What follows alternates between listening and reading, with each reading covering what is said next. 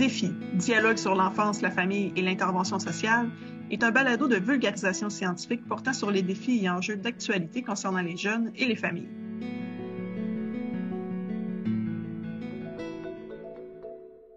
L'itinérance est en constante augmentation au Québec et ailleurs dans le monde. Le rapport du dernier dénombrement de personnes en situation d'itinérance visible au Québec mentionne qu'elle a bondi d'au moins 44% en 5 ans dans la province. Les principales causes de cette hausse, des expulsions de logements, des problèmes de consommation ou de santé mentale, des revenus insuffisants et des conflits ou mauvais traitements au domicile. On assiste également depuis quelques années à une montée fulgurante du coût de la vie, à une pénurie de logements abordables, à un manque criant de ressources en santé mentale et à un accès facilité à des drogues de plus en plus addictives et destructrices.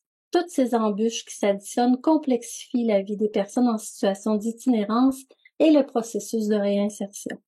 La crise du logement actuel est un casse-tête pour bien des gens et particulièrement pour les parents. S'ils ne trouvent pas d'endroit où se loger avant leur départ parfois précipité d'une résidence, leurs options sont limitées. Qui sont les parents en situation d'itinérance ou à risque de le devenir? Que vivent-ils? Quels sont leurs besoins? Leur profil a-t-il changé ces dernières années? Quels services ou formes de soutien pouvons-nous ou devrions-nous leur offrir?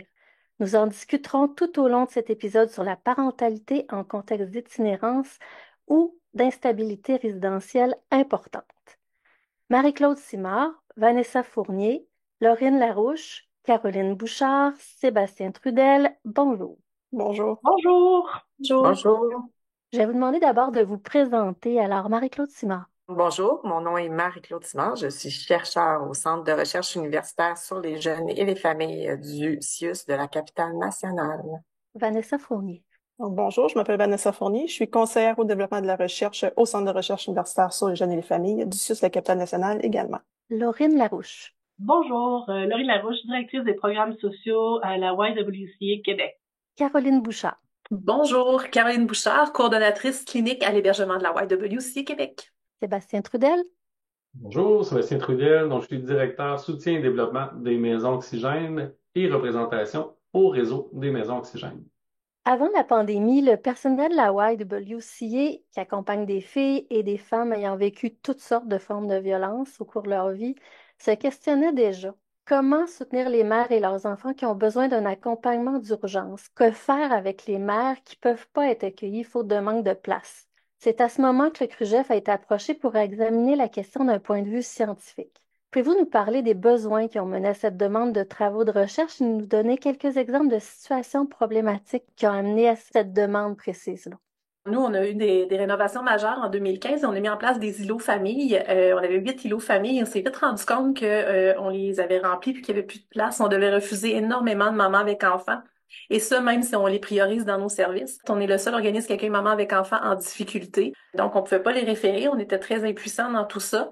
Et nos mamans ici vivaient vraiment des difficultés différentes des mamans, des personnes seules, en fait. Des choses aussi simples que faire une rencontre avec une intervenante, avec un enfant qui est là, c'est quand même, faut s'adapter. Faire des visites de logement, c'est aussi un défi. Des fois, la garderie est pas accessible. Les secteurs aussi où les mamans doivent chercher, secteur qui correspond à l'école de l'enfant ou à la garderie. Donc, il y a vraiment des défis supplémentaires. Puis nous, on voulait un peu adapter notre travail face à tout ça. Il y a quelques années, en fait, c'est des personnes de la YWCA, la directrice générale, qui avait adressé ces enjeux-là avec une représentante du RAE qui lui exprimait là, les besoins qu'elles avaient par rapport à l'accueil des mamans, des femmes avec enfants dans leurs services. Puis, au CRUGEF, on avait déjà par le passé là, eu des collaborations avec le RAE, donc on se connaissait un tout petit peu. Puis, c'est cette personne-là qui a pu nous mettre en contact. Donc, on avait fait une première rencontre pour discuter un peu de leurs besoins qui viennent d'être exprimés là, par Madame Bouchard. Puis, à ce moment-là, on leur avait proposé là, différentes pistes qu'on pouvait faire du côté du CRUGEF.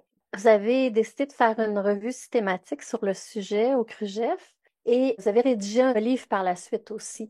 Pouvez-vous nous parler un peu de ce qu'est une revue systématique et ce que vous cherchiez à savoir exactement?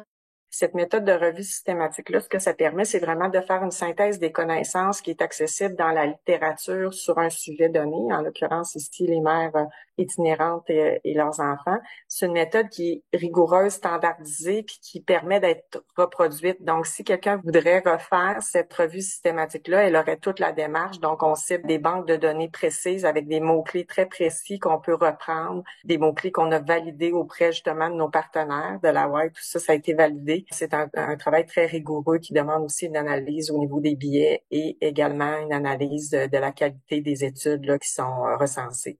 Le type de document qu'on recense grâce à une revue systématique, c'est vraiment des études scientifiques qui ont été publiées dans des revues qui sont revues par les pairs. Quelquefois, des rapports de recherche également là, pour avoir le plus d'informations possible. Parfois, les rapports sont un peu plus précis et on a plus d'informations dans les rapports directement, mais essentiellement, c'est vraiment des études là, publiées dans les revues scientifiques sur le plan international.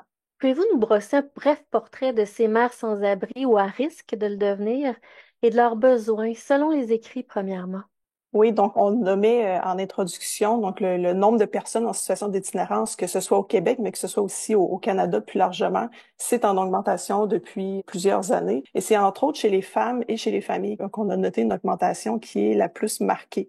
Grosso modo, maintenant, les femmes, on nomme que ce serait un peu plus du quart des personnes en situation d'itinérance. Donc, c'est une situation qui touche de plus en plus de femmes, c'est une situation qui touche de plus en plus d'enfants. Mais ce qu'on remarque aussi dans les écrits, sur le plan international aussi, c'est que la durée des séjours dans les services d'hébergement est de plus en plus longue. Par exemple, pour ce qui est des hébergements qui accueillent des familles, généralement, les séjours vont être 2 fois plus longs que pour les personnes qui sont seules. Donc, qu'est-ce que ça nous dit, ces données-là? C'est entre autres que le visage de l'itinérance change, je pense, mais aussi qu'il y a une certaine complexité, une certaine chronicité des difficultés qui sont vécues, entre autres par les familles, qui font en sorte que c'est des personnes qui ont des grands besoins de soutien, qui nécessitent des services sur vraiment le long cours. Quand on parle du portrait des femmes en situation d'itinérance, souvent dans les études, ce qu'on va faire, c'est qu'on va comparer un peu par rapport aux hommes.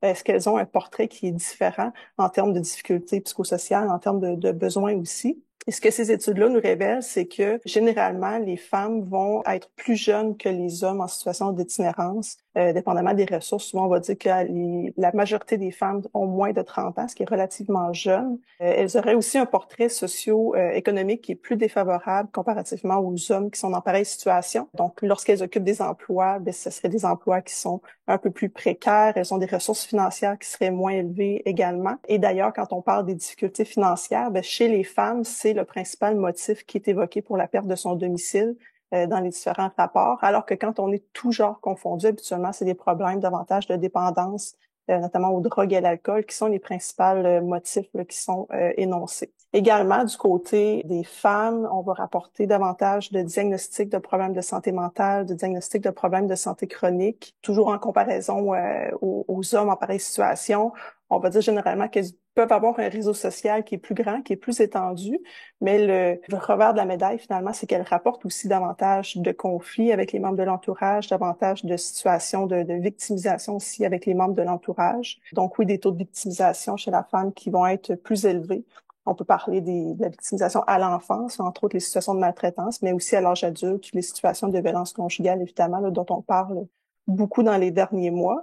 Et une dernière particularité des femmes en situation d'itinérance, c'est qu'elles sont plus susceptibles que les hommes d'avoir un ou plusieurs enfants sous leur garde. Donc ça, c'est une particularité vraiment à tenir compte. Donc, quand on regarde ce portrait-là, on comprend que l'itinérance, ça fait partie des difficultés qui sont vécues par les femmes, mais qu'il y a aussi beaucoup d'autres choses, beaucoup d'autres facteurs de risque qui viennent agir en synergie finalement, puis qui font en sorte que c'est des personnes qui ont beaucoup de défis à surmonter, qui ont beaucoup de besoins et que dans une certaine mesure, leurs besoins peuvent être un peu différents de ceux des hommes qui sont en situation d'itinérance, donc vont nécessiter des services qui sont adaptés. Quand on parle justement de tout l'aspect victimisation de ces femmes-là, il y a certainement un besoin de sécurité, je pense, qui est à combler rapidement pour ces femmes-là. Puis c'est vrai aussi pour les enfants qui évoluent dans des familles, par exemple, où ils ont pu être exposés à de la violence conjugale, pour nommer seulement cette problématique-là.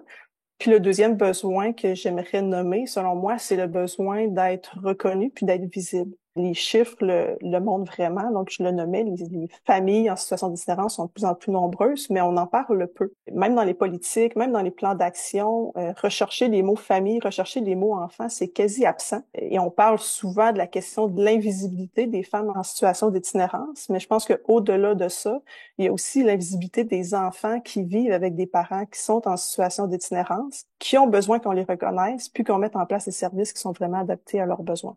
Dans tout ce qui vient de dire, je reconnais vraiment les femmes qu'on reçoit. Je dirais que 98% ont été victimes de violences, mais quand on parle de violence, nous, c'est vraiment violence familiale, conjugale, systémique, de tous les genres. Quand on parlait de réseau social qui est plus ou moins présent, aussi il est présent, il est souvent négatif ou pas très aidant. Ou des fois, c'est tout simplement que ce lien-là c'est détruit ou effrité avec le temps. Sinon, ce qui amène beaucoup d'isolement. Sinon, des ressources financières limitées, on l'a nommé tout à l'heure, là, c'est vraiment la majeure de tout ça. Santé mentale, toxicomanie. Ce qu'on voit beaucoup, je dirais, c'est comme quelque chose qui a augmenté dans les dernières années, c'est au niveau de l'immigration. On reçoit vraiment beaucoup de mamans avec enfants qui sont issues de l'immigration, qui arrivent ici, qui ont pas les services, ou en tout cas qui arrivent pas à avoir les services nécessaires et qui se retrouvent démunis en situation d'itinérance.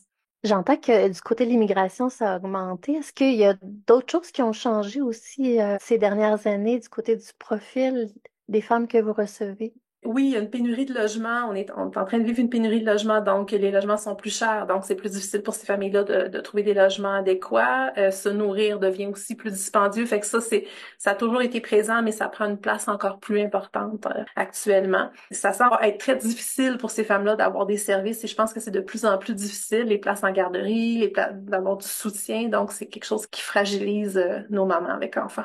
Du côté de l'intervention, ça doit apporter aussi certains défis. Oui, effectivement, il faut vraiment s'adapter. Nous, c'est notre façon d'intervenir, c'est vraiment notre philosophie d'intervention, en fait, c'est vraiment basé sur la sécurité et le bien-être. Donc, c'est vraiment ce qu'on souhaite apporter à ces résidentes-là. Voilà, quelques années, on disait, ben, on travaille avec les mamans, puis on se rendait compte que c'était pas la bonne façon de faire. Il faut vraiment travailler avec les mamans avec l'enfant, hein. C'est un tout ça. Fait qu'on est en train de s'adapter à tout ça, là. Et concrètement, j'imagine que ça demande aussi de développer davantage de liens avec les ressources autour, point de vue alimentaire, de trouver toutes sortes de solutions pour pallier à ces difficultés-là. Oui, en fait, quand je disais tout à l'heure, on travaille sécurité bien-être avec la personne. Il y a développé le lien avec cette personne-là dans un premier temps, parce que développer le lien avec quelqu'un qui déjà, c'est tout son réseau s'est effrité, ben ça prend un certain temps et ça prend beaucoup de patience, je vais vous dire ça comme ça. Mais on va aussi travailler avec elle à développer ses liens externes, ses liens avec tout le réseau existant. Puis des fois, en fait, ce lien-là peut être aussi difficile parce que son expérience peut être négative, parce que ce qu'elle a vécu, il y a des peurs puis des craintes qui sont présentes. Fait qu'on va essayer de l'accompagner là-dedans pour essayer de la supporter puis qu'elle puisse avoir les services nécessaires. Par exemple, quand vous parlez de crainte, Un exemple, c'est une maman qui veut pas se présenter à l'hôpital parce qu'elle a peur que la DPJ intervienne, tout simplement parce que elle, c'est l'expérience qu'elle a eue. Et ça veut pas dire que la DPJ va intervenir et ça veut pas dire qu'elle est pas adéquate avec son enfant, mais elle a cette crainte-là. Donc, on va essayer de l'accompagner, puis peut-être la rassurer là-dedans, l'amener vers des gens que nous, on a des liens, comme elle a créé un lien de confiance avec nous, puis on va essayer de l'amener à créer un lien de confiance avec quelqu'un d'autre. Faire une demande d'aide sociale, c'est quelque chose qui est extrêmement compliqué, qui peut devenir très complexe, hein. Puis là, ben la maman, elle est concentrée sur je suis quand même responsable d'un enfant, je dois manger, je dois me trouver un toit, donc c'est beaucoup de choses en même temps. Donc faire une demande d'aide sociale peut devenir extrêmement complexe. Donc on va aussi la supporter, l'accompagner là-dedans. Et puis des fois, ben il y a des demandes de papier qu'elle-même sait pas trop où aller chercher, c'est pas trop, fait qu'on va beaucoup l'aider, la supporter là-dedans. On a aussi des liens à l'aide sociale qui nous permettent de faciliter les choses. Même chose pour ce qui est des recherches de logement. On a plusieurs partenaires avec qui on travaille qui nous permettent d'avoir des subventions qui permettent d'avoir des logements à prix modique. Donc ça, c'est aussi très aidant. C'est toutes des portes dans lesquelles il faut accompagner la personne. et dans le contexte de rareté, j'imagine que trouver des logements en ce moment, ça doit être plus difficile aussi. C'est effectivement une grande difficulté. C'est pour ça que nous, on a mis en place une intervenante, en fait, qui est une intervenante de liaison, qui, elle, son travail est vraiment de communiquer avec les propriétaires, de créer des liens. On est toujours dans la création de liens, de créer les liens avec les propriétaires et le lien entre la résidente et le propriétaire. Puis c'est aussi, elle travaille aussi beaucoup sur tous les préjugés hein, que les propriétaires peuvent avoir là, face à nos résidentes et tout ça. Fait que c'est facilitant, c'est aidant, mais c'est un grand défi par contre. J'ai envie de savoir aussi, sur les lieux, quand vous accueillez des familles, comment c'est organisé? On a mis en place certains îlots familles. C'est 2 chambres avec une salle de bain, là, puis une petite porte qui isole, tout ça. Fait que ça permet d'avoir un petit peu plus de place pour les mamans avec enfants, d'avoir un petit peu plus d'intimité aussi.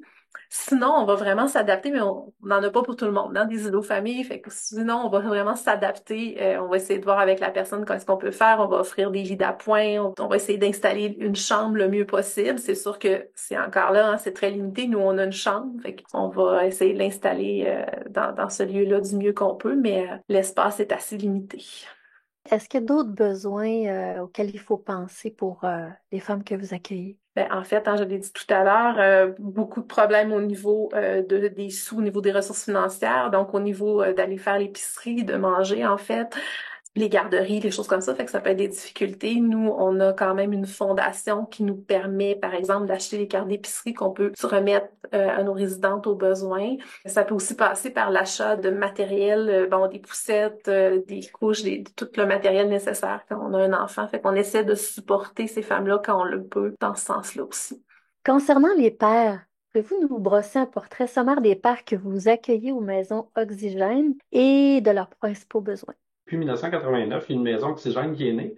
La maison est née parce qu'un père a cogné à une porte d'une maison de la famille et se retrouvait avec ses enfants. Puis suite à la perte d'un logement, avait besoin d'un lieu pour résider. Les personnes qui étaient là ont cherché des ressources et ce qu'ils ont fait, c'est qu'ils ont dit, on va vous faire un petit coin dans une salle de stimulation, une salle qu'on retrouve dans les maisons de la famille.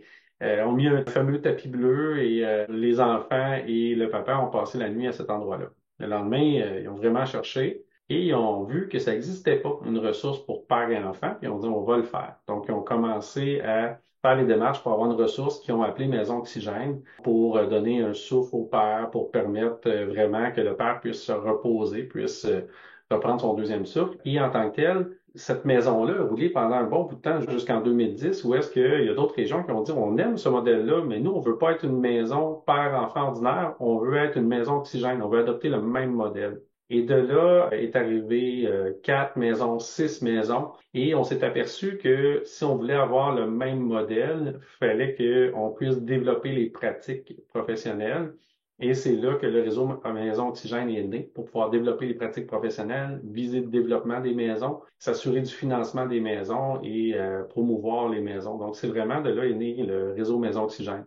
Une maison oxygène ressemble à une maison unifamiliale où cohabitent enfants, père et intervenant. Chaque père a dans sa chambre, dans le fond, des lits qui sont des lits à multiples étages, à 3 étages pour la plupart, où est-ce que les enfants cohabitent avec le père dans la chambre et chacun a son frigo. Donc, il y a vraiment un désir de viser l'autonomie avec ces pères-là. Et les intervenants les accompagnent dans chacune des étapes au niveau alimentaire, comment se faire un budget, comment aller faire l'épicerie, comment prévoir les lunchs. Vraiment, ils vont les accompagner dans l'ensemble de ces sphères-là, mais aussi comment favoriser le lien père et mère, comment être capable d'expliquer la séparation à l'enfant. Donc, c'est toutes des compétences multiples que les intervenants doivent développer, mais en tant que tels, doivent accompagner aussi les pères qui sont chez nous. Donc, c'est des pères qui se retrouvent en situation d'adaptation. Ce qui veut dire aussi que ces pères-là vivent des situations où est-ce qu'ils vivent de l'anxiété, parfois dépression, perte de logement, perte aussi d'emploi.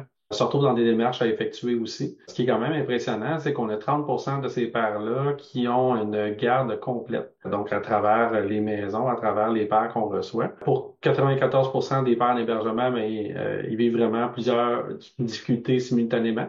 Mais ce qui est impressionnant, c'est à la sortie, ce qu'on évalue, c'est qu'il y en a 49% qui vivent des difficultés simultanées. Donc, ils ont réussi quand même à résorber quelques difficultés à travers leur hébergement. Donc, ça, c'est quand même intéressant à l'intérieur d'un hébergement qui peut durer 3 à 5 mois. Là, on est vraiment dans un hébergement qui est temporaire. Les améliorations qu'ils font ont vraiment un impact là, direct sur le développement de l'enfant, on le voit. Puis, il y a une amélioration du lien positif avec l'autre parent aussi.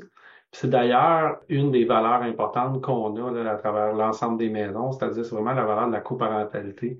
Les besoins des pères sont vraiment des besoins qui peuvent être similaires aux besoins des mères, mais à la fois très différents, c'est-à-dire qu'il y a des besoins de comprendre le rôle de père, comprendre comment que le rôle est repositionné dans une période de séparation, ou est-ce que peut-être ce rôle-là était des fois moins important.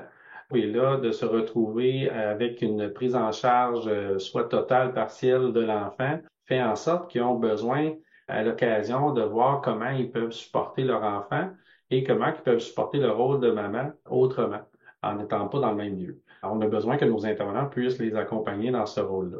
La demande d'aide chez les hommes n'est pas simple. Souvent, ce qu'on voit, c'est des hommes qui ont de la difficulté à demander de l'aide. Donc, dans les besoins, c'est d'être capable d'exprimer c'est quoi exactement leurs besoins, dans quel domaine ils ont besoin d'être accompagnés, puis d'être capable aussi d'exprimer c'est quoi leurs limites. Parce que des fois, ils se retrouvent dans des moments où est-ce que ils sont envahis par l'ensemble des démarches à faire ou l'ensemble des demandes de l'extérieur. Puis il faut être capable de regarder avec eux comment les accompagner pour être capable d'exprimer leurs limites, puis être capable d'exprimer que ça, ils vont avoir besoin d'aide dans tel domaine. Les besoins sont vraiment multiples, sont sur toutes les sphères, sont autant au niveau de l'itinérance, autant au niveau de la détresse de l'homme proprement dit, mais autant au niveau de la parentalité, d'être capable de reconnaître quel est le rôle de ce père-là, comment se redéfinir le rôle de ce père-là en période de séparation. Puis on voit naître des pères qui développent des compétences intéressantes, qui en tant que tels sous-estimaient certaines compétences ou encore sont maintenant revalorisés dans des compétences parentales. Ces situations sont très stressantes pour les parents. Pouvez-vous nous en parler un peu du côté des mères? Effectivement, là, d'exercer sa parentalité dans le contexte de l'itinérance, je pense qu'on peut bien comprendre comment ça peut effectivement être une source de stress. Un des enjeux qui est fréquemment nommé, c'est que si ces mamans-là rendent leur situation visible, le risque qu'elles prennent, c'est d'être signalées au service de protection de la jeunesse, peut-être éventuellement même de perdre la garde de leur enfant de façon temporaire si la situation le nécessite. C'est une des raisons pourquoi c'est des personnes qui peuvent hésiter à se tourner finalement vers les services d'aide ou même à quitter un milieu de vie qui serait violent ou qui serait là, peut-être inadéquat là, pour sa famille. Ils vont essayer de mettre en œuvre différentes stratégies un peu alternatives finalement pour essayer de cacher leur situation puis éviter là, de rendre leur situation visible. Ça peut être d'aller vivre en alternance chez des membres de l'entourage de la famille. Ça peut être de commettre des petits délits pour essayer d'avoir une source de revenus supplémentaire. Peut-être même éventuellement de la sexualité de survie également là, pour avoir une source de revenus pour répondre aux besoins de leur famille. Et c'est des stratégies qui peuvent les remettre encore plus dans des situations de risque, de vulnérabilité et de stress. Donc oui, le stress est présent, puis je pense qu'il faut pas perdre de vue que souvent, c'est un stress qui est présent depuis longtemps, puis que même une fois que la situation elle est prise en charge, qu'on a un toit, qu'on a des services, il y a encore beaucoup de besoins qui sont manifestés. Donc, pour bien comprendre le vécu de ces parents-là, les défis, leurs enjeux, je pense qu'on doit tenir compte d'abord de tous les stress qui sont présents avant même la situation d'itinérance. On en nomme beaucoup depuis tantôt, mais toute la question des difficultés financières, des violences qui peuvent être vécues, des problèmes de santé mentale. On sait également que c'est chez les femmes, les mamans qui se retrouvent en situation d'itinérance, il y a une très grande proportion d'entre elles qui ont reçu à l'enfance des services de protection de la jeunesse, qui ont aussi vécu des placements en protection de la jeunesse, parfois parfois des dizaines. Et c'est une chose qui vient contribuer finalement à entretenir une certaine méfiance qu'elles peuvent avoir envers les différents services d'aide. Pendant la situation d'itinérance en tant que telle, évidemment, on peut penser à des situations de stigmatisation, de discrimination, de problèmes de santé chronique. Donc, il y a beaucoup finalement de stress qui viennent s'accumuler à tous les stress qui étaient déjà présents dans le passé. Puis même au moment de recevoir des services, dans la façon dont certains services sont structurés ou certains programmes sont structurés, bien, malheureusement, ça peut aussi créer des stress supplémentaires. Chez les mamans, on peut penser là, au phénomène des portes tournantes, souvent qu'on parle, où une personne va être contrainte de toujours être en mouvement de différentes ressources d'aide, parfois à cause des critères d'admissibilité ou des durées maximales là, des services qui peuvent être reçus. Puis aussi d'exercer sa parentalité en soi dans un contexte d'hébergement, que ce soit d'hébergement d'urgence ou de transition. C'est aussi quelque chose qui est soulevé par plusieurs femmes qui sont rencontrées dans les études qu'on a recensées comme étant ça aussi un facteur de stress pour elles. Ce qu'elles nomment entre autres, c'est qu'elles vivent une certaine perte de pouvoir puis d'autonomie sur leur rôle de maman, où est-ce qu'elles sont plus nécessairement libres d'appliquer toutes les règles de vie qu'elles voudraient appliquer auprès de leur enfant. Elles sentent que leur routine familiale est bouleversée, veut pas. Elles peuvent se sentir surveillées par les autres résidents, se sentir jugées, peuvent sentir une certaine pression finalement pour contenir les comportements de leur enfant. Donc, elles veulent pas que les enfants aient des comportements qui perturbent le milieu de vie. Et aussi, toute la question des services de protection de la jeunesse. Donc, ça fait quelques fois qu'on le nomme. Par défaut, il y a plusieurs de ces mamans-là qui se retrouvent finalement à avoir des services de protection de la jeunesse parce qu'effectivement, elles sont signalées à la DPJ. Puis, ce qu'elles nomment, c'est que ça devient difficile pour elles d'essayer de concilier leurs besoins avec les besoins des enfants, avec les exigences des différents services qui sont impliqués dans leur vie. Je peux donner juste un exemple, une maman qui s'est engagée à participer, par exemple, à un groupe de soutien le lundi soir dans son milieu d'hébergement, mais qui a aussi une ordonnance du tribunal qui vient dire, ben, les lundis soirs, tu as des visites supervisées avec tes enfants. Donc, il y a une certaine, parfois, des incompatibilités dans les attentes qui font en sorte que la maman a beaucoup de choses à gérer en plus de toutes ses difficultés personnelles, puis ça vient créer un stress supplémentaire. Ça peut faire en sorte qu'il y a des manquements finalement à ces obligations parce que ces obligations-là sont pas compatibles. C'est quelque chose qui vient s'ajouter à tout ce qui est déjà vécu là, dans les difficultés des femmes. Au niveau des stress, j'entendais justement les mamans qui doivent s'adapter à ce qui se passe puis à où ils vivent. Nous, à la Y, on demande aux mamans d'être toujours avec leur enfant. On peut pas laisser un enfant toute seule. Mais en même temps, on a des mamans qui ont un enfant de 13 ans qui, lui, a le goût d'avoir un peu sa liberté. C'est très limitant pour les mamans qui doivent être toujours avec derrière leur enfant. Fait que c'est juste pour ça, quand j'entendais tout ça, je me disais, c'est tellement vrai que ces mamans-là vivent des difficultés, puis souvent on va se le dire entre intervenantes, Caroline, à la maison, c'est pas ce qu'ils vivraient, c'est parce qu'ils sont ici puis que c'est une difficulté supplémentaire, là. La plupart des femmes avec enfants vont passer au transitoire, à l'hébergement transitoire, qui est effectivement un hébergement qui est plus long. C'est généralement un hébergement qui, quand c'est des femmes avec des enfants, ça va durer plus longtemps parce que c'est pas aussi facile qu'une personne seule à nécessairement trouver un 1,5, un 2,5. La personne, si elle a 2, 3, 4 enfants, ben ça y prend un appartement plus grand. C'est pas nécessairement facile à trouver. Donc, on a des femmes, nous autres ici, qui sont là depuis 2 ans, 3 ans, là, qui sont en transitoire parce que, entre autres, c'est difficile de trouver du logement pour recevoir ces petites familles-là. Quand on réussit à placer les familles, quand on réussit à placer les femmes, il y a un soutien communautaire et c'est ce qui vient créer la stabilité résidentielle. Le soutien communautaire est vraiment le moyen le plus efficace pour s'assurer que les personnes restent en stabilité résidentielle. C'est vraiment là-dessus qu'on mise plus que dans l'accueil encore. C'est vraiment de continuer à les accompagner. Naturellement, éventuellement, à un moment donné, ce soutien communautaire-là va finir par s'amenuiser, va finir par s'arrêter. Mais le but étant que ça se fasse de façon plutôt naturelle. Donc, on a des femmes qu'on va accompagner pendant 1 an, on a des femmes qu'on va accompagner pendant 6 mois, puis il y en a d'autres qu'on va voir pendant 3 ans. Là, ça va vraiment dépendre des besoins. On a aussi mis en place un nouveau poste d'agente de liaison résidentielle pour travailler spécifiquement avec les mamans avec enfants. L'idée derrière ça, c'était de dire ces femmes-là sont dans une situation d'itinérance, sont loin de la stabilité résidentielle. Puis on s'est dit, si on avait quelqu'un qui pouvait travailler spécifiquement avec les familles pour justement essayer de voir, y a-t-il une possibilité d'aller chercher un financement, quel type d'appartement la personne a besoin, dans quel coin, créer des liens avec des propriétaires, créer des liens avec les autres organisations sur le territoire qui travaillent en stabilité résidentielle, du type clé en main, porte-clés, etc. Donc, ce poste-là est devenu, on s'en est rendu compte, ça fait 3 mois que le poste est en place et, je veux dire, on réussit à placer des femmes qu'on pensait pas qu'on allait réussir à placer pour des situations justement d'immigration. Donc, on s'est vraiment rendu compte que ce poste-là devient un poste pivot dans notre capacité à venir stabiliser ces femmes-là avec enfants dans un appartement. Et le fait de les ramener en appartement plus rapidement, ça vient les autonomiser puis ça vient leur redonner une confiance en elles. C'est vraiment des façons nouvelles qu'on a de travailler avec les familles. On pourra vous en reparler dans 1 an parce qu'on vient de le mettre en place. Mais pour nous, à date, c'est quand même assez concluant là, la capacité qu'on a à mieux travailler avec ces femmes-là et ces enfants. Ces femmes-là, à prime abord, avec d'un premier regard, rentraient pas dans toutes les petites cases, hein. On n'arrivait pas à leur avoir des subventions qui pourraient les supporter dans une intégration d'appartement, mais que justement, d'avoir une personne qui était vraiment attitrée à ça nous a permis de faire un portrait, puis d'aller ouvrir certaines portes qu'on connaissait pas ou d'aller frapper à certaines portes qu'on n'avait pas l'habitude d'aller frapper, puis ça nous a vraiment ouvert un horizon qu'on connaissait pas, en fait. Ça, c'est en 3 mois. Donc, j'ai hâte de voir la suite des événements. Mais honnêtement, avant tout ça, on se disait, mais ces femmes-là, on ne sait plus comment les aider. On n'avait plus d'outils, plus de ressources. Ça nous a permis de développer des nouveaux outils, en fait.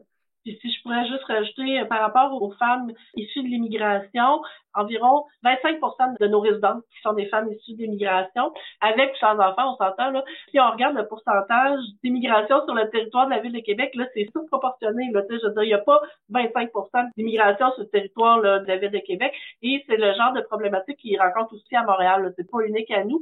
On se rend compte que la demande est de plus en plus forte. Il va falloir qu'on réagisse par rapport aux mamans en situation d'immigration qui sont sans papier. Fait que là, ils sont complètement démunis. Oublie ça, tu veux pas travailler. Fait qu'ils se retrouvent dans une situation là, qu'il n'y a pas d'issue. Là. Tandis que là, avec le travail qu'on est en train de faire de notre côté, avec notre super intervenante de liaison, et tranquillement, pas vite, ce qui se passe dans les organisations autour de nous, nos partenaires qui réalisent qu'il faut qu'on trouve des solutions à ces problématiques-là, ben on commence vraiment à aller vers quelque chose qui fait du sens, mais bon, on n'est pas rendu non plus encore, on a encore plein de mamans avec enfants. Du côté des papas, maintenant, qu'est-ce qu'ils vivent comme stress, ce que vous observez principalement là, dans les maisons oxygènes? Ce qu'on peut ajouter, là, c'est vraiment la fragilité du lien d'accès à l'enfant, l'insécurité économique aussi qui en fait partie, puis aussi le fait de se retrouver à exercer leur paternité dans une maison d'hébergement, c'est un stress en soi. C'est des gens qui appréhendent beaucoup le futur, donc de voir un petit peu dans le futur qu'est-ce qui va se passer, comment je vais faire pour retrouver un appartement, pour retrouver mon lieu à moi, mon lieu où je vais me sentir en sécurité avec mon enfant, je vais me sentir bien. Il y a eu un projet dans une maison il y a 2 ans où est-ce que on voulait améliorer les sorties en hébergement. On se rendait compte que les gens qui sortaient de l'hébergement se retrouvaient pas dans une situation qui était améliorée nécessairement ou qui se retrouvaient pas dans un appartement qui était adéquat pour recevoir les enfants. Ce qui a été développé comme projet, c'est de dire, on va développer un accompagnement en logement. C'était vraiment sous le même principe que ce qui a été développé là, dans les services présentés dans le passé. Donc, c'est vraiment de dire, là, on va avoir des services où est-ce que l'intervenante ou l'intervenant va accompagner le père, va s'assurer qu'il puisse connaître l'ensemble des programmes, va regarder avec lui c'est quoi les critères d'un logement qui est adéquat, c'est quoi ses droits comme locataire, comment qu'il peut faire pour faire ses recherches en logement. Et on est passé en seulement 1 an de 17% des pères qui s'en allaient vers un appartement qui était adéquat à 61% à un appartement qui était adéquat. Donc, les résultats sont énormes quand on accompagne les parents, puis quand on décide d'accompagner les pères pour qu'ils puissent avoir un logement adéquat. Donc, je voulais faire un petit clin d'œil parce que je vois que ça se développe ailleurs. On savait que c'était développé dans d'autres ressources aussi, mais c'est vraiment, je pense qu'il y a une partie de la clé qui se retrouve là-dedans, dans comment qu'on fait nos transitions, puis comment on accompagne nos parents pour être sûr que l'adaptation d'un milieu à l'autre puisse bien se faire, puis que aussi on puisse maintenir les parents dans une ressource en hébergement, mais par la suite les maintenir dans une ressource plutôt dans un logement où est-ce qu'ils vont se sentir bien. Puis la clé est exactement dans ce qu'on a nommé aussi dans le passé, c'est-à-dire d'être capable de viser un filet de sécurité, d'être capable de s'assurer qu'il y a une bonne connaissance des ressources qui vont l'entourer pour que la transition se passe de la bonne façon. Les besoins des stress sont vraiment multiples. Puis ce qu'on voit vraiment, c'est que pour 31% des pères chez nous en maison oxygène, ils ont un suivi en lien aussi avec les centres jeunesse. Quand on voit qu'ils ont ces suivis-là avec les centres jeunesse, ben pour eux, c'est un stress supplémentaire parce que là, on se retrouve dans une situation d'adaptation où est-ce que les centres jeunesse ont certaines exigences et est-ce que le fait que je me retrouve à demander de l'aide, à être en maison d'hébergement, va faire en sorte que les centres jeunesse vont être un petit peu plus alertes par rapport à ma situation. Puis ce qu'on est heureux de constater, c'est que juste le fait de se retrouver en maison oxygène fait passer ces pairs-là de 31% à 21% à la sortie qui ont encore un lien avec les centres jeunesse. Puis ce qu'on voit, c'est que de plus en plus, certaines maisons oxygènes sont en train de développer des initiatives novatrices. Entre autres, la Maison Oxygène de Québec qui a créé une entente avec les centres jeunesse qui est vraiment détaillée, qui permet de faire en sorte que on voit c'est quoi les besoins des pères, c'est quoi les besoins des enfants, c'est quoi les besoins des centres jeunesse et comment l'intervenant peut arriver à ficeler tout ça pour que tout le monde soit à l'aise, soit confortable dans leurs attentes et faire en sorte que ça puisse répondre aux attentes de tout le monde. Fait que c'est vraiment plaisant parce que ce qu'on voit, c'est des pères qui retrouvent une certaine liberté avec leurs enfants, des intervenants des centres jeunesse qui sont satisfaits de la situation des enfants dans la famille, puis on voit des sourires apparaître aussi chez les enfants, chez les pères, à la sortie de l'hébergement. Donc ça, c'est vraiment génial de voir ça quand ça se produit. Du côté des enfants, on va en parler un peu maintenant. Marie-Claude Simard, dans les écrits, qu'est-ce qu'on sait des besoins des enfants? Nécessairement, au niveau des besoins des enfants, en dehors peut-être des écrits, c'est de dire que ces enfants-là, ils ont des besoins comme les enfants de la population générale, c'est-à-dire qu'ils ont des besoins de sécurité, ils ont des besoins de stabilité. Donc, quand on regarde les études, notamment celles qu'on a recensées, on retrouve qu'au niveau du développement de ces enfants-là, souvent le développement va être compromis, mais la sphère qui semble la plus affectée par la situation d'itinérance de l'enfant est la sphère langagière. Il y a toutes sortes de raisons qui font que c'est pas le premier élément sur lequel les parents vont se concentrer là, quand ils essaient de retrouver une certaine stabilité résidentielle. Il y a aussi tous les aspects qui sont liés aussi à l'interaction entre ce que les enfants font à l'école puis le milieu dans lequel ils sont hébergés temporairement, ou souvent aussi il y a un retard qui peut se faire à ce niveau-là, et tout le lien qui se fait aussi avec le milieu scolaire. Donc on a abordé le lien qui se faisait avec la DPJ, mais le lien qui se fait avec le milieu scolaire. Est-ce que l'enfant a un lieu pour faire ses devoirs? Est-ce que les parents ont le temps d'assister à des rencontres pour l'école? Le jugement aussi que les enfants, la honte que les enfants peuvent avoir d'être en situation d'itinérance quand on te demande à l'école de faire un travail là, qui est en lien avec ta famille, ton milieu familial, puis que toi, tu es en situation d'itinérance, puis tu es dans un milieu d'hébergement temporaire, c'est assez néfaste sur le développement de l'enfant. Et quand je regarde aussi tout le lien aussi avec la protection de la jeunesse, effectivement, le fait d'être en situation d'itinérance peut amener à ce qu'un enfant soit pris en charge par la protection de la jeunesse, nonobstant le fait qu'il n'y a pas de situation nécessairement de maltraitance. L'amour est là, mais il n'y a pas de stabilité pour cet enfant-là, le résidentiel. Donc, possiblement une situation où son développement est compromis. Il y a aussi toute l'idée aussi de la sécurité dans les milieux d'hébergement. On demande aux mamans de suivre constamment leur enfant. Et là, c'est pas adapté pour un enfant de 13 ans d'être suivi toujours par sa mère, contrairement au milieu de vie de la population générale. Mais il reste qu'il y a une situation qui peut être critique pour ces enfants-là de sécurité. S'il y a d'autres femmes en situation d'itinérance qui ont des problèmes de santé mentale ou encore de consommation ou encore, donc c'est des situations à risque pour ces enfants qui sont hébergés dans ces milieux-là. C'est sûr que l'adéquation du milieu d'hébergement pour les besoins de développement de ces enfants-là est peut-être pas toujours le meilleur. Mais on sent quand même, c'est ça, une ouverture très, très grande, je pense, à améliorer la réponse qu'on donne à ces mamans-là et à ces enfants-là là, dans ces milieux-là. Observez-vous des changements depuis quelques années concernant le profil et le vécu des parents que vous accueillez, des enfants aussi, puisqu'on parle des enfants? Donc, Sébastien Trudel. Ben oui, on observe des changements positifs. On observe aussi certains autres défis là, pour les parents. On suit de près, dans le fond, les études de nos chercheurs, de nos collaborateurs. Puis une des études de Diane Dubois, de l'Université du Québec en Outaouais, révèle que 50% des couples vivront une séparation, 40% chez les couples avec enfants. L'élément qui est important dans ces études, c'est que les séparations surviennent de plus en plus tôt dans la vie des enfants. Donc, ce qu'on voit, c'est autant qu'il y a quelques années, les séparations étaient dans l'ordre de plus l'adolescence pour les enfants, mais là, on voit que c'est dans le moins de 5 ans. Certaines études vont jusqu'à dire que c'est 57% des séparations qui sont chez des enfants de moins de 5 ans.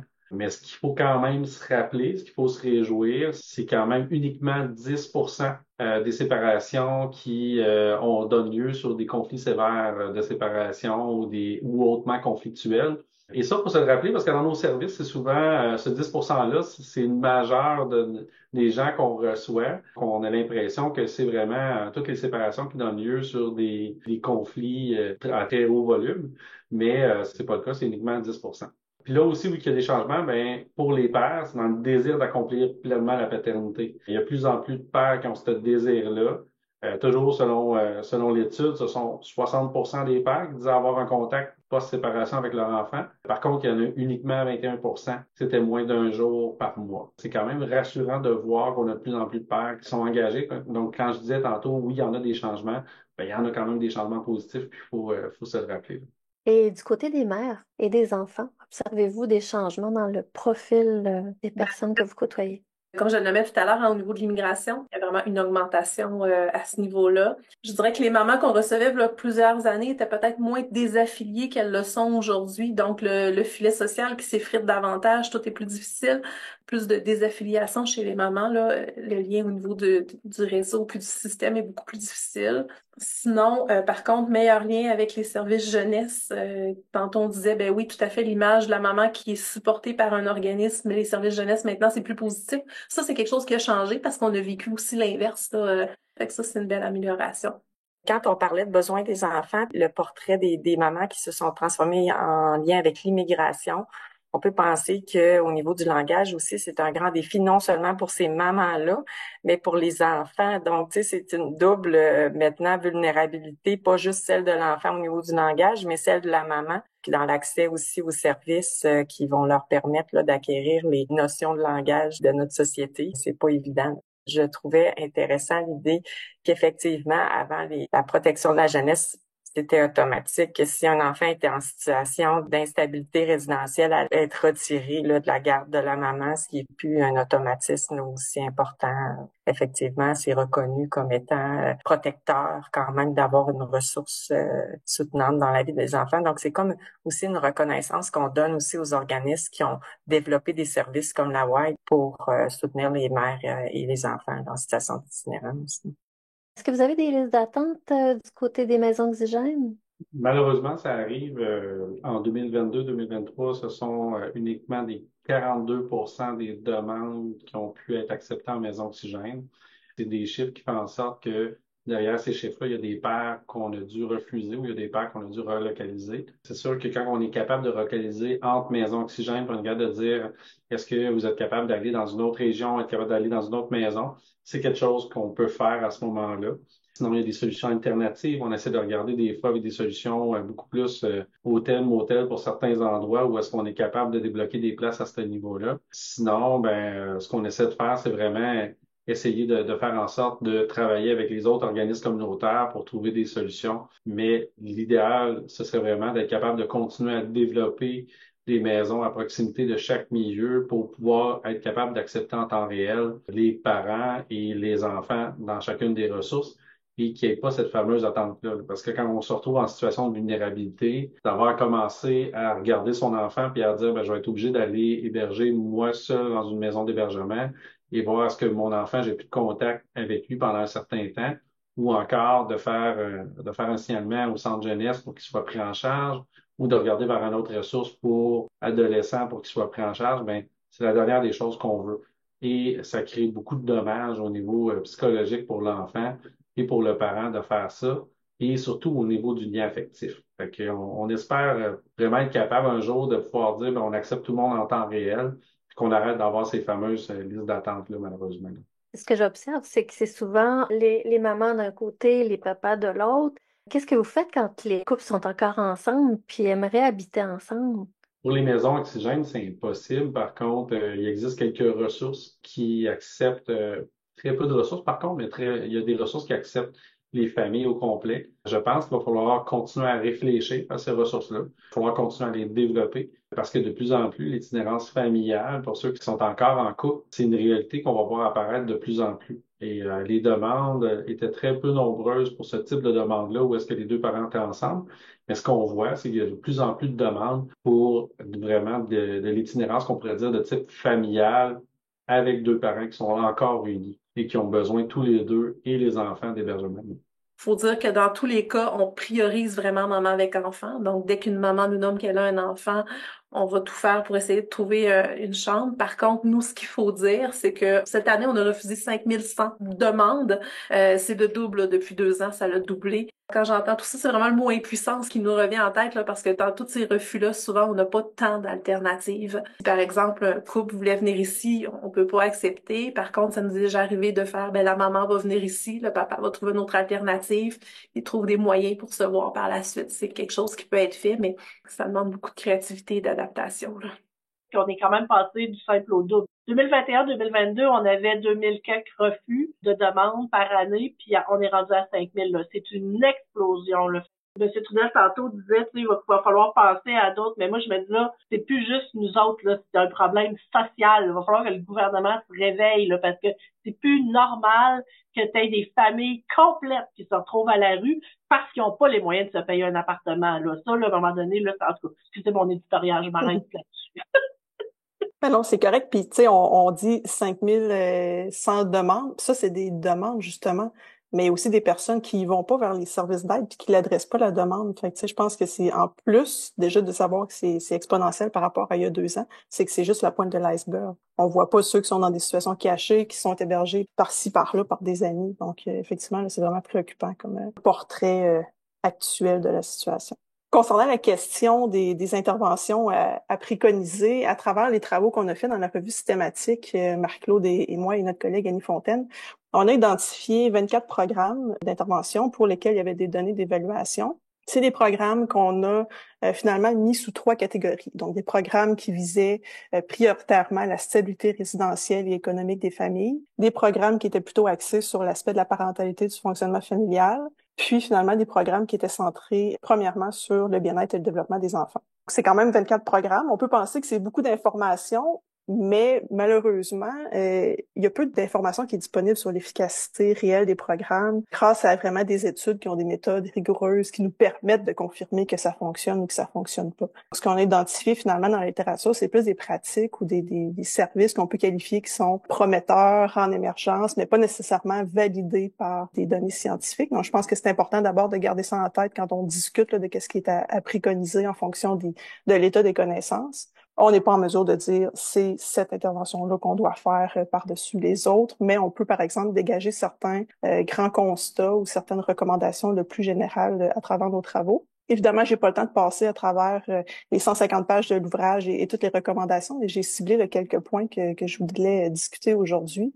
Premièrement, vous dire que la moitié des programmes qu'on a recensés, c'est des programmes qui sont vraiment sur un modèle de logement d'abord, donc qui vont viser prioritairement la stabilité résidentielle des familles. Dans ce qu'on a recensé, c'était souvent sous la forme d'une aide financière qui va permettre à la famille de réintégrer dans les plus brefs délais un logement, puis des aides financières auxquelles vont venir se greffer ou non des services complémentaires, des services communautaires. Si on regarde les données d'évaluation, puis qu'on se fie uniquement à l'objectif qui est la stabilité résidentielle, on va noter que ce type de programme-là, souvent, vont permettre d'atteindre notre objectif premier, donc une plus grande stabilité sur le plan résidentiel et économique.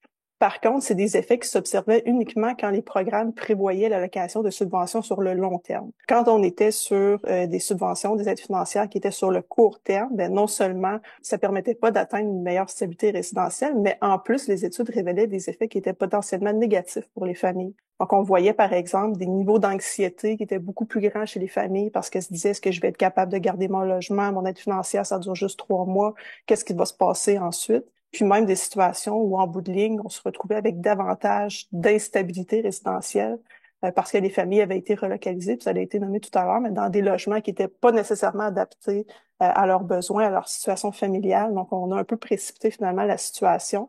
Puis, ils retournent assez rapidement dans cette espèce de boucle-là de le logement n'est pas adéquat, on a encore besoin de services. Donc, plus d'instabilité en bout de ligne quand on n'est pas sur des services à long terme.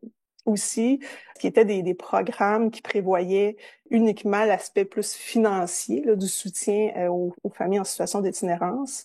Ce qu'on remarque, c'est que si on regarde d'autres indicateurs, par exemple sur le bien-être général des mères, le bien-être général des enfants, le développement des enfants, on n'avait finalement aucune cible là, qui était améliorée. Donc, c'est vraiment juste la question résidentielle. Alors que tantôt, on parlait finalement de tout l'éventail des besoins de ces familles-là qui n'étaient pas répondus par des allocations uniquement financières. Par contre, quand on va justement jumeler un peu dans l'approche là, de la WAI qui nous parlait tout à l'heure, on a un soutien à la réinsertion résidentielle, on va aller chercher des subventions, puis en plus de ça, on vient ajouter des services communautaires. Les écrits, ce qui montrent, c'est qu'effectivement, dans beaucoup de cas, on était capable d'aller chercher des effets qui étaient significatifs dans d'autres sphères de vie des familles. Donc, dans les interactions mère-enfant, dans le développement des habiletés parentales, la question de la santé mentale, du stress parental, etc., etc. Donc, maintenant, quel service, justement, complémentaire peut avoir ce genre d'effet positif-là pour le bien-être et puis le développement des enfants, mais aussi le bien-être des mères? C'est sûr que toute la question du soutien à la parentalité, je pense que je vais me centrer surtout là-dessus, là, étant donné qu'on parle vraiment des parents en contexte d'itinérance. On a observé des effets positifs lorsque les interventions visaient, par exemple, le sentiment d'efficacité du parent.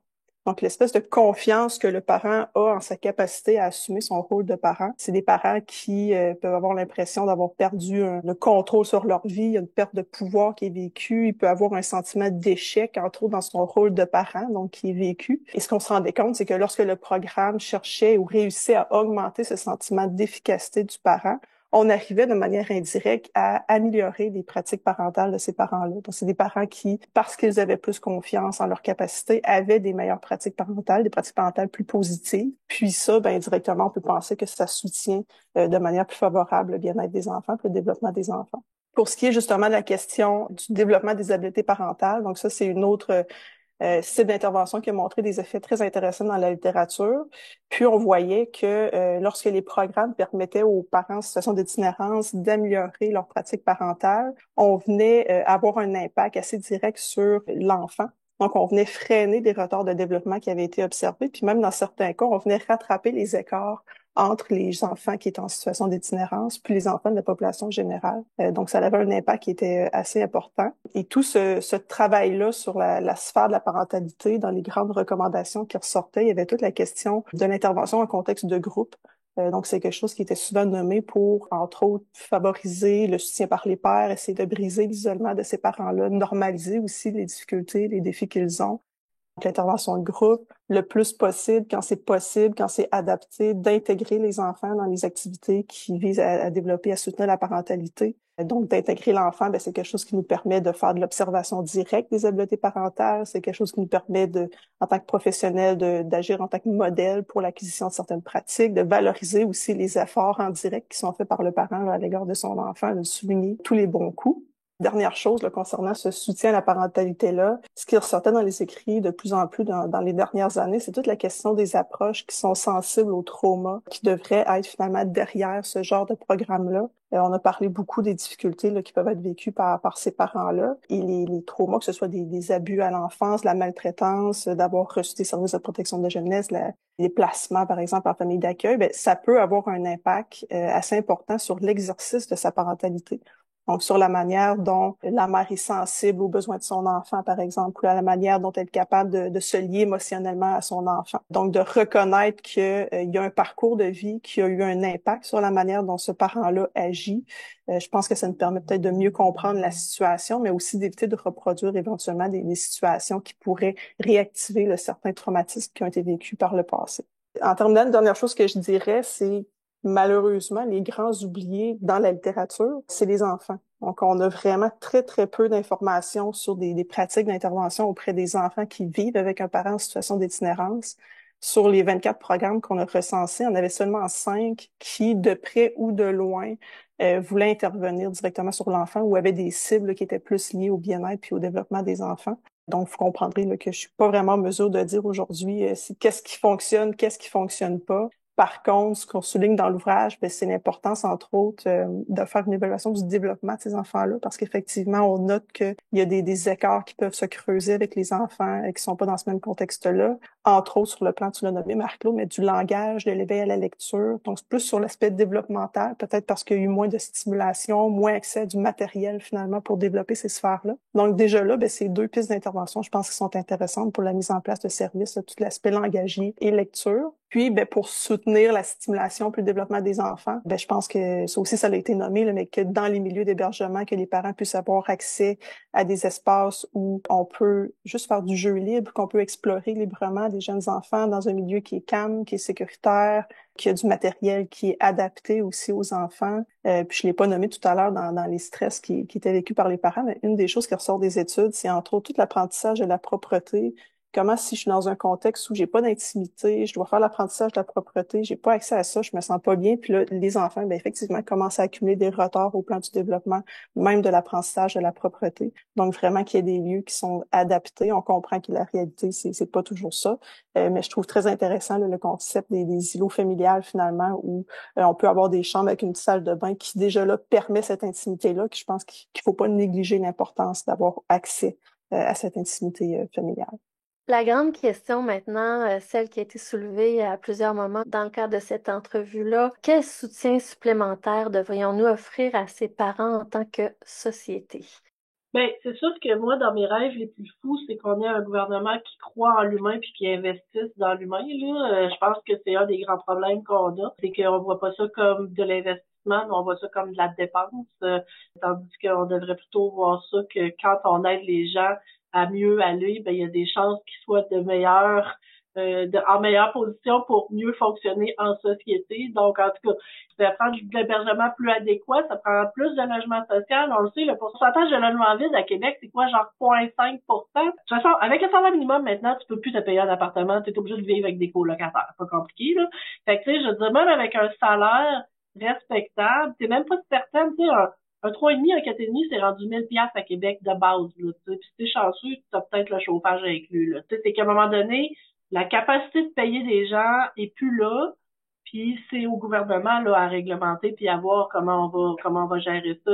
Si on veut pas arrêter le comment on appelle ça, le libre marché, ben, il va falloir qu'on investisse ailleurs parce qu'on peut pas continuer comme on est là. On peut pas dans 2 ans être rendu à 10 000 demandes, refus, là, tu sais, je veux dire, parce que là, ça fera plus de sens, là. Socialement, on va commencer à avoir des problèmes. On l'a vu cet hiver avec nos rivières, puis tout le quartier là, avec le YMCA en ville, là, je veux dire, les besoins sont de plus en plus importants, là, tu sais, fait qu'il faut vraiment qu'il y ait un questionnement qui se fasse au niveau gouvernemental, au niveau social pour essayer de comprendre mais qu'est-ce qui fait qu'on en est rendu là? Parce que là, c'est plus juste une question de gens qui se désaffilient pour des raisons. Tu sais, t'as un coup que dans la vie, puis tu te désorganises. OK, là, on est ailleurs. Là, c'est par milliers là, qu'il y a des problèmes sociaux, là, que les salaires sont pas assez, que les gens mangent pas à leur faim, que les familles sont laissées sous le carreau. Fait que je m'arrête là, mais dans mes rêves les plus fous, c'est vraiment un investissement dans l'humain, là. Le métro, quand on pense que c'est rendu un lieu d'hébergement, là, je trouve quand on le voit de plus en plus, on se dit, il y a quelque chose qui fonctionne pas, là. Je suis d'accord avec Madame Larouche, là, je trouve. Il y a un point de rupture à un moment donné qui va arriver si on continue dans ce sens-là, c'est certain. Il faut savoir aussi qu'en 2023, 600 campements ont été démantelés au Québec, là. Donc, c'est des personnes qui sont dans la rue, là.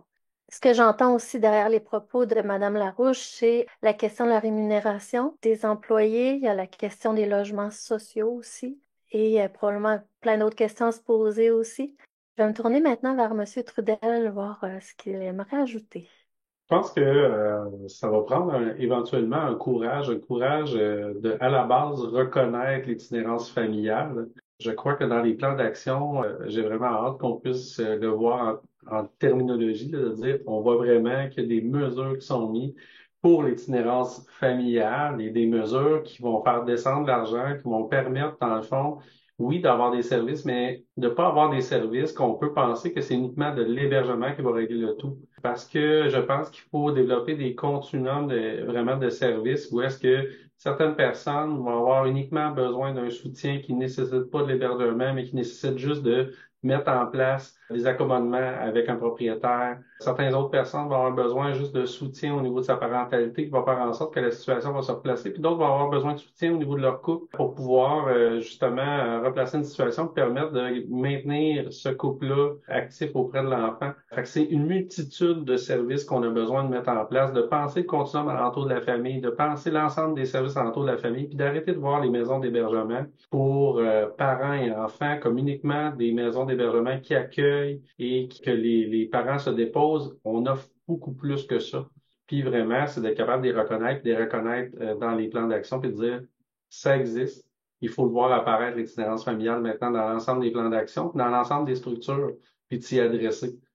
Puis on le voit là, quand on parle que il y a 57% des opérations, que c'est moins de 5 ans, ben il faudrait commencer à s'y adresser des fois, puis être capable en périnatalité déjà d'avoir cette attention-là. Parce que il y a quelque chose qui se passe là, puis il y a quelque chose qui fait en sorte que les couples ont la difficulté à passer à travers les premières 5 années de vie des enfants, puis à se maintenir actifs dans les 5 premières années de vie comme couple.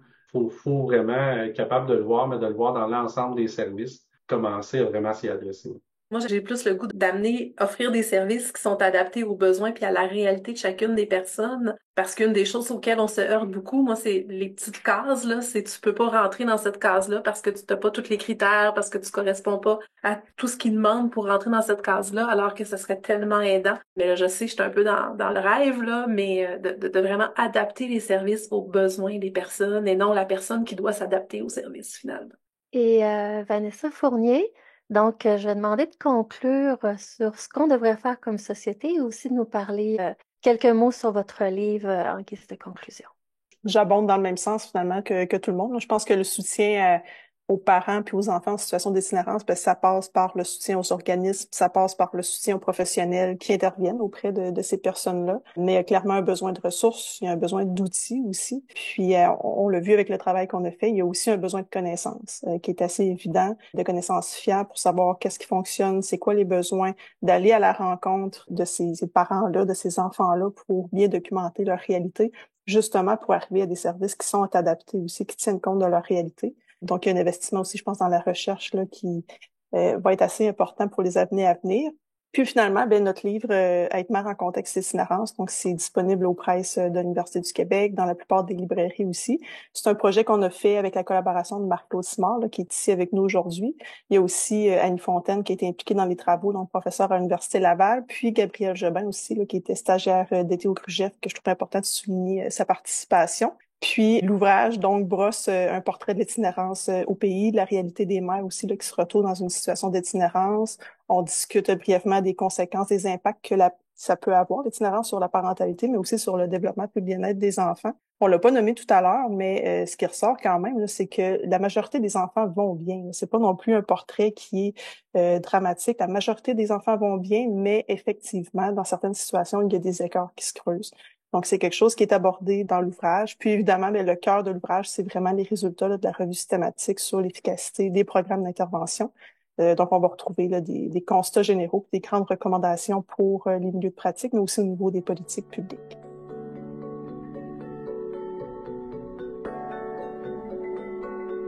Vous écoutiez Défi, le balado du CRUGEF.